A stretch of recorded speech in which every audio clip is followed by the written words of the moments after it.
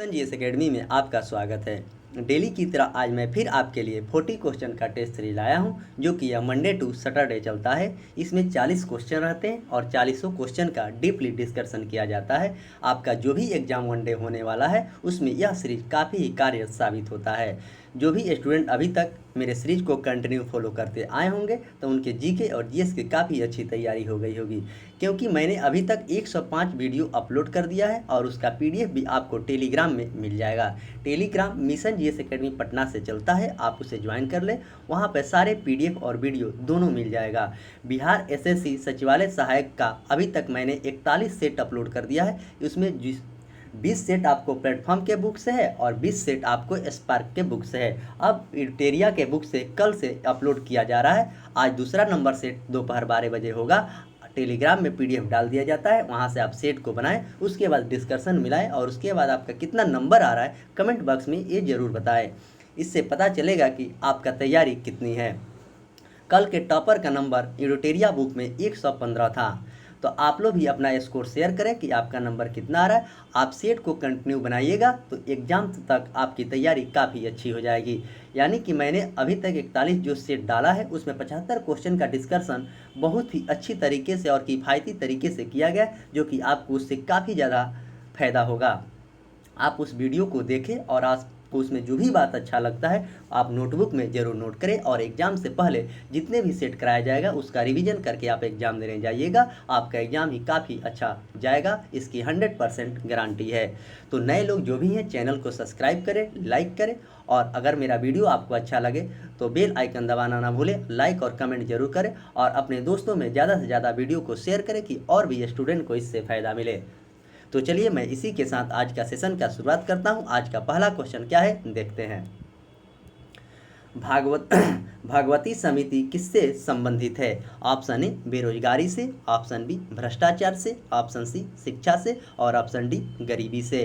तो भगवती समिति का संबंध आपको ऑप्शन ए यानी कि बेरोजगारी से है। क्वेश्चन नंबर 2, राष्ट्रीय आय की गणना कौन करता है? ऑप्शन ए भारतीय सांख्यिकी संस्थान, ऑप्शन बी केंद्रीय सांख्यिकी कार्यालय और ऑप्शन डी नीति आयोग और ऑप्शन डी विकास परिषद। तो राष्ट्रीय आय की गणना कौन करता है? तो इसका आंसर होगा आपको ऑप्शन बी केंद्रीय सांख्यिकी संगठन यानी कि सीएसओ के द्वारा किया जाता है। नीति आयोग की बात करें तो 15 जनवरी 2015 को नीति आयोग की स्थापना हुआ था। नीति आयोग के वर्तमान में अध्यक्ष आपको नरेंद्र मोदी हैं और उनका उपाध्यक्ष की बात करें तो सुमन बैरी उपाध्यक्ष है। राष्ट्रीय विकास परिषद का गठन 1952 में हुआ था। क्वेश्चन नंबर 3, प्राथमिक क्षेत्र के अंतर्गत कौन सी एक नहीं आता है? पूछा गया है कि प्राथमिक क्षेत्र के अंतर्गत इसमें कौन सा नहीं आता है। ऑप्शन ए विद्युत, ऑप्शन बी कृषि, ऑप्शन सी खनन और ऑप्शन डी वानिक। तो प्राथमिक क्षेत्र के अंदर आपको ऑप्शन ए यानी कि विद्युत नहीं आता है। कृषि, खनन और वानिक ये प्राथमिक क्षेत्र का विषय है।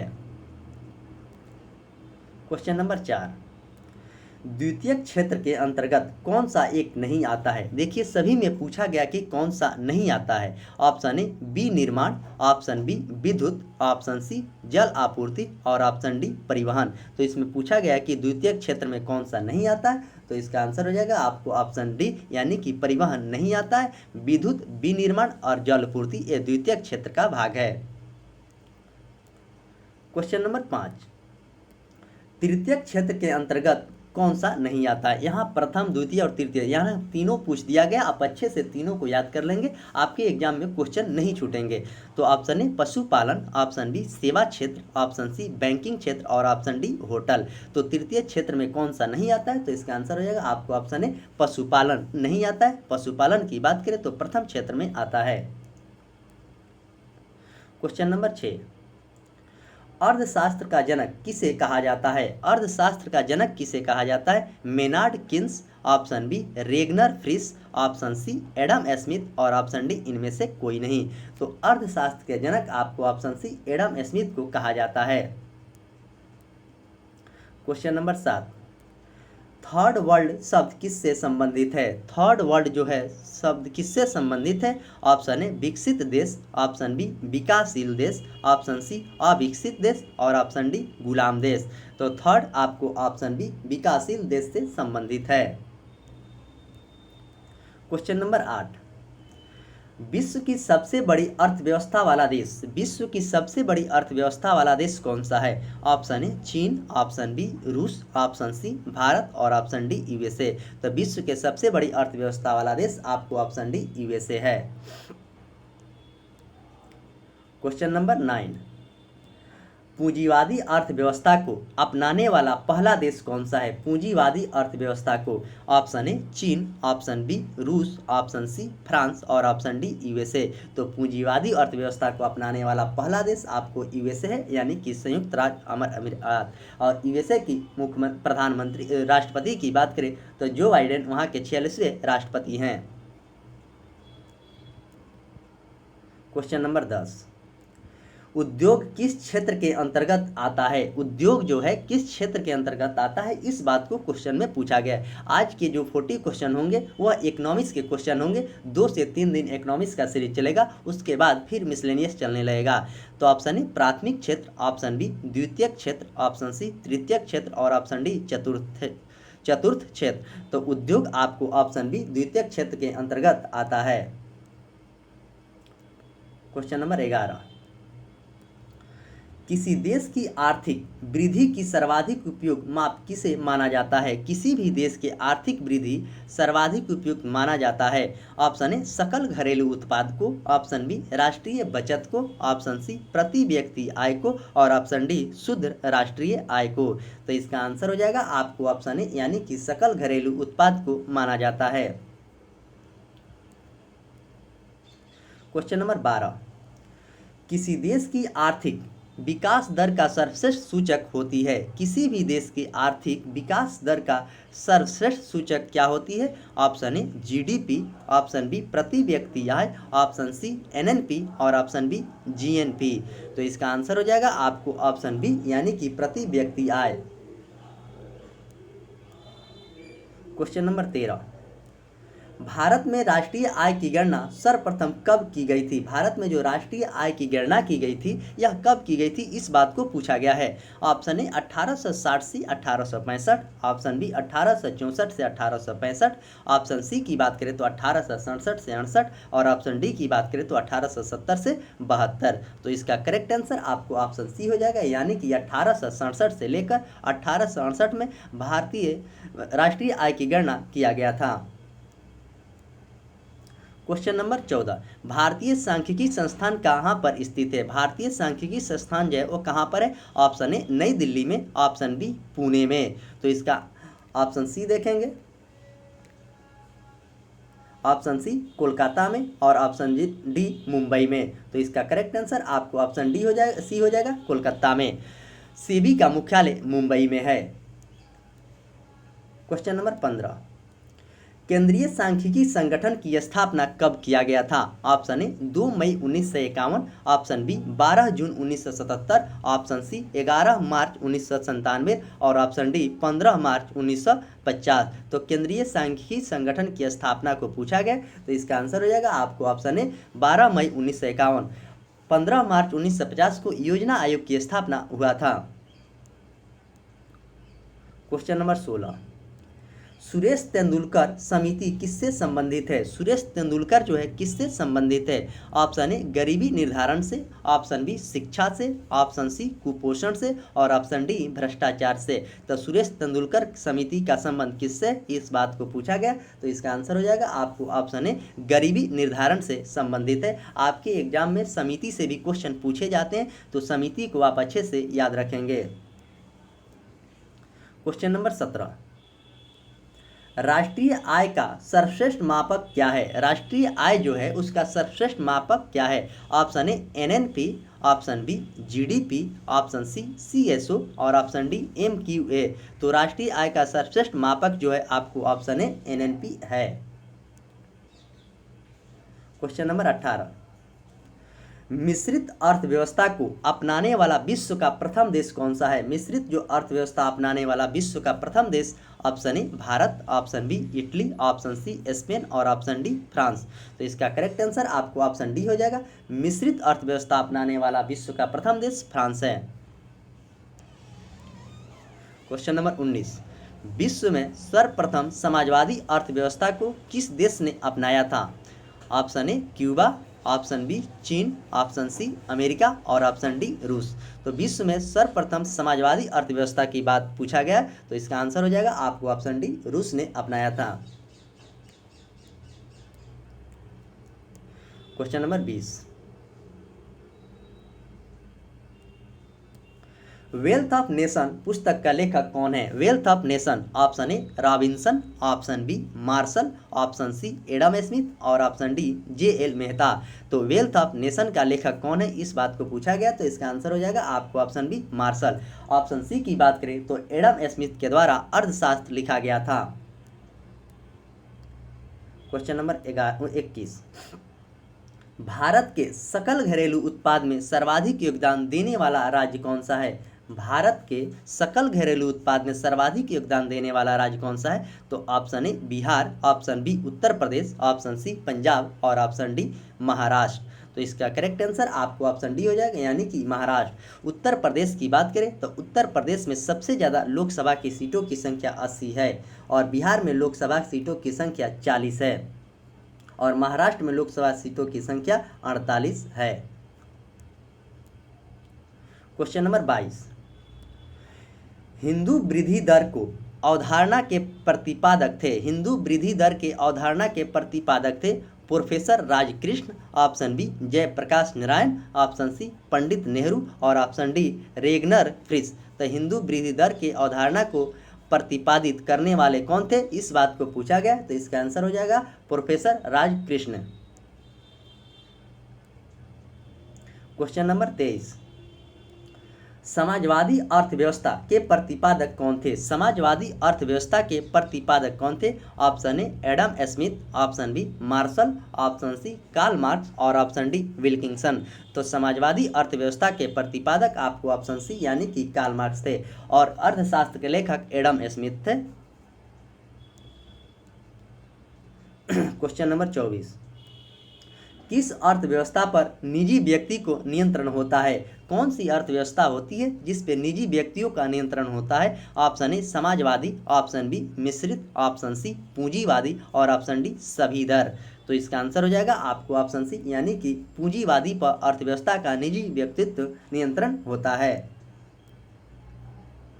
क्वेश्चन नंबर 25, किस अर्थव्यवस्था पर सिर्फ सरकार का नियंत्रण होता है? कौन सी अर्थव्यवस्था पर सिर्फ सरकार की होता है? तो ऑप्शन ए मिश्रित व्यवस्था, ऑप्शन बी समाजवादी, ऑप्शन सी पूंजीवादी और ऑप्शन डी तानाशाही।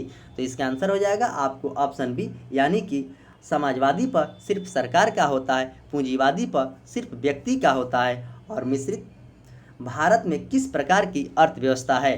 तो यह क्वेश्चन कितने बार एग्जाम में पूछा गया कि भारत किस प्रकार की अर्थव्यवस्था है, तो आपको यह क्वेश्चन याद ही होनी चाहिए। ऑप्शन ए मिश्रित, ऑप्शन बी पूंजीवादी, ऑप्शन सी समाजवादी और ऑप्शन डी विशेष अर्थव्यवस्था। तो इसका आंसर हो जाएगा आपको ऑप्शन ए यानी कि मिश्रित अर्थव्यवस्था होनी चाहिए। क्वेश्चन नंबर 27, मिश्रित अर्थव्यवस्था का सुझाव सर्वप्रथम किसने दिया था? मिश्रित जो अर्थव्यवस्था है जो भारत में है, इसका सुझाव सबसे पहले किसने दिया था, इस क्वेश्चन को पूछा गया है। तो option A John Maynard Keynes, option B Marshall, option C Adam Smith और ऑप्शन डी रॉबिन्सन। तो किसने दिया था, इस बात को पूछा गया, तो इसका आंसर हो जाएगा आपको ऑप्शन सी यानी कि जॉन मेनार्ड किंग्स के द्वारा दिया गया था। और एडम स्मिथ की बात करें तो अर्थशास्त्र के लेखक एडम स्मिथ हैं, आप इसे अच्छे से याद रखेंगे।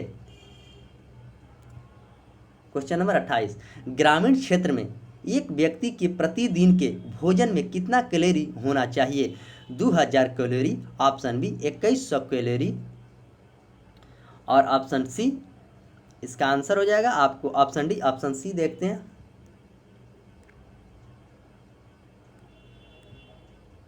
ऑप्शन सी 2300 कैलोरी और ऑप्शन डी 2400 कैलोरी। तो ग्रामीण क्षेत्र में व्यक्ति को प्रतिदिन भोजन कितना कैलोरी होनी चाहिए? तो इसका आंसर हो जाएगा आपको ऑप्शन डी यानी कि 2400 कैलोरी होनी चाहिए। क्वेश्चन नंबर 29, बंद अर्थव्यवस्था का अर्थ क्या है? आयात बंद करना, निर्यात को बंद करना, आयात निर्यात दोनों बंद कर देना, ऑप्शन डी इनमें से कोई नहीं। तो बंद अर्थव्यवस्था का अर्थ ही होता है कि आयात और निर्यात दोनों को पूर्णतः बंद कर देना।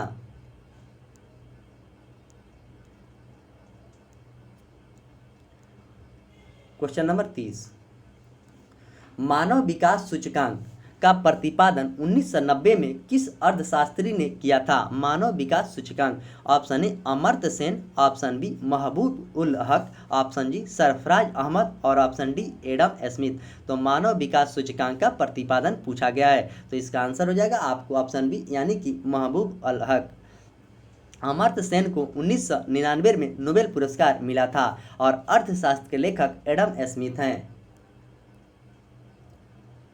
क्वेश्चन नंबर 31, मानव विकास रिपोर्ट कौन जारी करता है? मानव विकास रिपोर्ट है जो वो कौन जारी करता है, इस बात को पूछा गया है। यूएनडीपी, यूडीपीएन, केपीसीएल, ऑप्शन डी की बात करें तो डीएलसीके। तो मानव विकास रिपोर्ट कौन जारी करता है? तो इसका आंसर हो जाएगा आपको ऑप्शन ए यानी कि यूएनडीपी के द्वारा जारी किया जाता है। इस क्वेश्चन को एग्जाम में पूछा जाता है, आप इसे अच्छे से याद रखेंगे क्योंकि एग्जाम में ऐसे क्वेश्चन आते हैं तो बहुत ही कम स्टूडेंट ऐसे क्वेश्चन को सही करते हैं और जो स्टूडेंट ये सब क्वेश्चन सही करते हैं तो उनका स्कोर काफ़ी ऊँचा होता है। तो आप अच्छे से पढ़ेंगे तो जरूर सही करके आएंगे।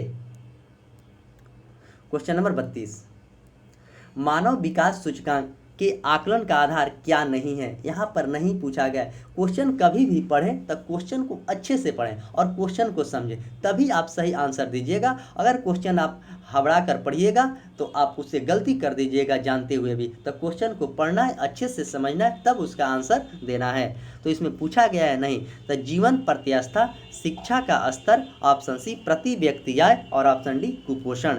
तो इसका आंसर हो जाएगा आपको ऑप्शन डी यानी कि कुपोषण नहीं है, जीवन प्रत्यास्था है, शिक्षा का स्तर भी है और प्रति व्यक्ति आय भी है।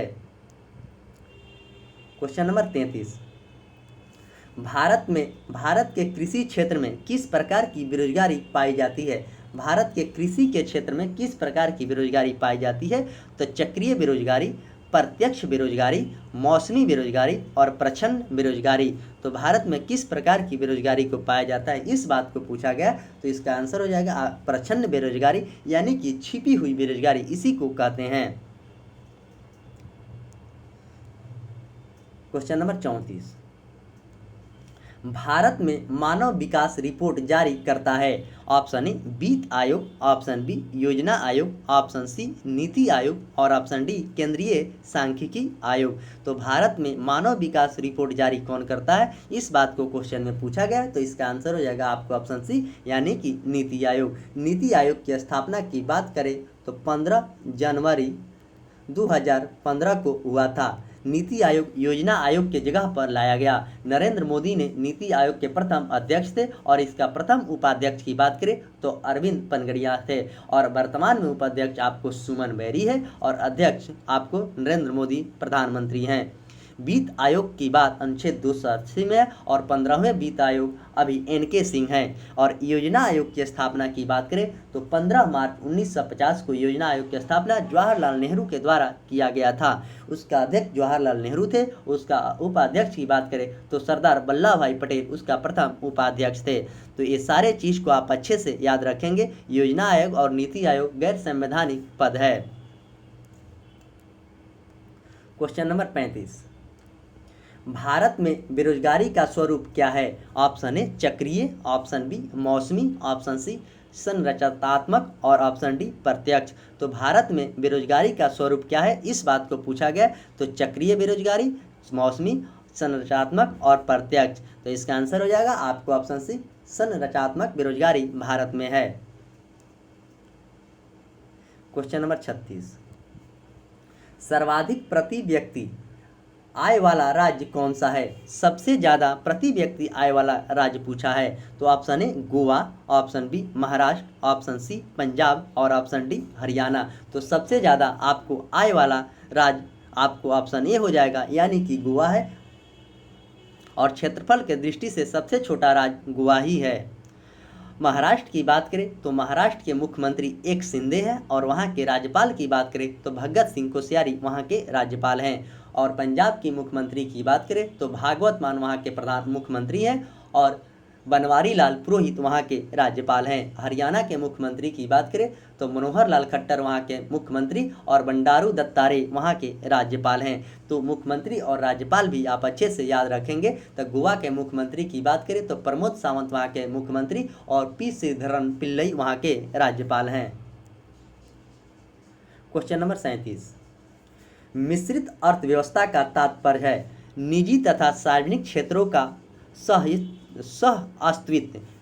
ऑप्शन बी निजी क्षेत्रों का सह अस्तित्व, ऑप्शन सी सार्वजनिक क्षेत्रों का सह अस्तित्व, और ऑप्शन डी इनमें से कोई नहीं। तो मिश्रित अर्थव्यवस्था का तात्पर्य क्या है, इस बात को पूछा गया। तो इसका आंसर हो जाएगा निजी तथा सार्वजनिक क्षेत्रों का सह अस्तित्व। क्वेश्चन नंबर 38, धन का निष्कासन सिद्धांत का प्रतिपादन किसने किया था? धन का निष्कासन का प्रतिपादन किसने किया था? यह क्वेश्चन कई बार आपके एग्जामों में पूछा गया, तो आप इसे अच्छे से याद रखेंगे। Option A Mahatma Gandhi, option B M N. Roy, option C Karpoori Thakur, और ऑप्शन डी दादा भाई नौरोजी। तो इसका आंसर हो जाएगा आपको ऑप्शन डी, यानी कि दादा भाई नौरोजी ने धन का सिद्धांत किया था। दादा भाई नौरोजी कांग्रेस के 3 बार अध्यक्ष भी बने हैं। इसे ओल्ड मैन के नाम से भी जाना जाता है। और तीसरा अधिवेशन में जब 1906 में यह अध्यक्षता कर रहे थे, उस समय स्वराज शब्द का भी प्रयोग पहली बार इन्होंने ही किया था। महात्मा गांधी की बात करें तो महात्मा गांधी का जन्म 2 अक्टूबर 1869 को गुजरात के पोरबंदर में हुआ था, और महात्मा गांधी कांग्रेस का एक बार अध्यक्ष बने 1924 में बेलगांव के अधिवेशन में, जो कर्नाटक में पड़ता है। क्वेश्चन नंबर 39, हिंदू वृद्धि दर का संबंध किससे है? हिंदू जो वृद्धि दर का संबंध किससे है, इस बात को पूछा गया है। ऑप्शन ए राष्ट्रीय आय का, ऑप्शन बी जनसंख्या वृद्धि का, ऑप्शन सी राष्ट्रीय शिक्षा का, और ऑप्शन डी हिंदुओं का विकास का। हिंदू वृद्धि दर का संबंध किससे है? तो इसका आंसर हो जाएगा आपको ऑप्शन ए राष्ट्रीय आय का। हिंदू वृद्धि दर राष्ट्रीय आय से संबंधित है। जनसंख्या के अध्ययन को जनसांख्यिकी कहते हैं। जनसंख्या दिवस 11 जुलाई को मनाया जाता है। भारत में सबसे ज़्यादा जनसंख्या आपको उत्तर प्रदेश में, और सबसे कम जनसंख्या की बात करें तो सिक्किम में। और जनसंख्या घनत्व की दृष्टि से देखें तो बिहार सबसे ज़्यादा 1106 किलोमीटर प्रति वर्ग में रहते हैं, और सबसे कम आपको अरुणाचल प्रदेश में 17 लोग प्रति वर्ग किलोमीटर में रहते हैं। क्वेश्चन नंबर 40, वर्तमान में भारत के राष्ट्रीय आय की गणना आधार वर्ष क्या है? वर्तमान में पूछा गया है। ऑप्शन ए 2003 से 4, ऑप्शन बी 2004 से 5, ऑप्शन सी 2017 से 18, और ऑप्शन डी की बात करें तो 2011 से 12। तो वर्तमान में आय की गणना की बात आपको ऑप्शन सी यानी कि 2017 से 18 है। क्वेश्चन नंबर 41, मनरेगा का नाम परिवर्तित करके मनरेगा कब किया गया था? मनरेगा का नाम परिवर्तित करके मनरेगा कब किया गया था? नरेगा का नाम परिवर्तित करके मनरेगा कब किया गया था, इस बात को पूछा गया है। ऑप्शन ए 2 अक्टूबर 2005, ऑप्शन बी 2 अक्टूबर 2006, ऑप्शन सी 2 अक्टूबर 2008, और ऑप्शन डी की बात करें तो 2 अक्टूबर 2009। ऑप्शन को देखिए कितने कॉम्प्लिकेटेड बनाया गया कि स्टूडेंट कन्फ्यूजन करे। तो इसका करेक्ट आंसर आपको ऑप्शन डी हो जाएगा, यानी कि 2 अक्टूबर 2009 को नरेगा का नाम परिवर्तित करके मनरेगा कर दिया गया था। इस तरह आज के सेशन में आपको 41 क्वेश्चन थे, जो कि सारे क्वेश्चन इकोनॉमिक्स के थे। आपके एग्जाम में इकोनॉमिक्स के क्वेश्चन पूछे जाते हैं, और इकोनॉमिक्स के क्वेश्चन सही करने वाले स्टूडेंटों की संख्या काफ़ी ही कम होती है। जो स्टूडेंट इकोनॉमिक्स का क्वेश्चन सही करके एग्जाम में आते हैं तो उनका स्कोर काफ़ी अच्छा माना जाता है, और स्कोर और भी स्टूडेंटों के तुलना में अच्छा करके ही आते हैं। तो इकोनॉमिक्स को भी पढ़ना है, आपके एग्जाम में इकोनॉमिक्स से भी क्वेश्चन पूछे जाते हैं। मैं आशा करता हूं कि यह सीरीज आपको काफ़ी अच्छा लगता होगा। आप वीडियो को ज़्यादा से ज़्यादा शेयर करें, अपने दोस्तों में लाइक करें, कमेंट करें, और नए लोग जो भी चैनल पे हैं तो चैनल को सब्सक्राइब करें। और मेरा टेलीग्राम मिशन जीएस एकेडमी से चलता है, उसे आप ज्वाइन कर लें। वहाँ पे सारे पीडीएफ को डाल दिया जाता है। और बिहार सचिवालय सहायक प्रीलिम्स के टेस्ट में आप ज़रूर भाग लें, क्योंकि आप उस टेस्ट को बनाएंगे तो आपके एग्ज़ाम के समय तक उसमें लमसम प्रयास किया गया है कि 100 सेट करा दिया जाएगा। और 100 सेट में आपको 2500 मैथ हो जाएंगे, 5000 रीजनिंग हो जाएंगे और 7500 आपको जीके का क्वेश्चन हो जाएंगे। और 7500 जो जीके का क्वेश्चन होगा उसमें आप 4 से मल्टीप्लाई कर दीजिएगा, इसलिए कि चारों ऑप्शन का डीपली डिस्कशन वहाँ पर दिया जाता है। तो 28000 जीके का क्वेश्चन होगा। 28000 में आपके एग्जाम में 30 से 35 क्वेश्चन वहीं से आएगा। तो आप उसे अच्छे से ज़रूर ज्वाइन करें सेट को और अच्छे से बनाएं। और जो भी चीज़ आपको उसमें अच्छा लगता है उसे कमेंट बॉक्स में ज़रूर बताएं। तो चलिए, मैं इसी के साथ आज के सेशन का समाप्त करता हूं। मिलते हैं फिर दोपहर 12 बजे। तब तक के लिए धन्यवाद।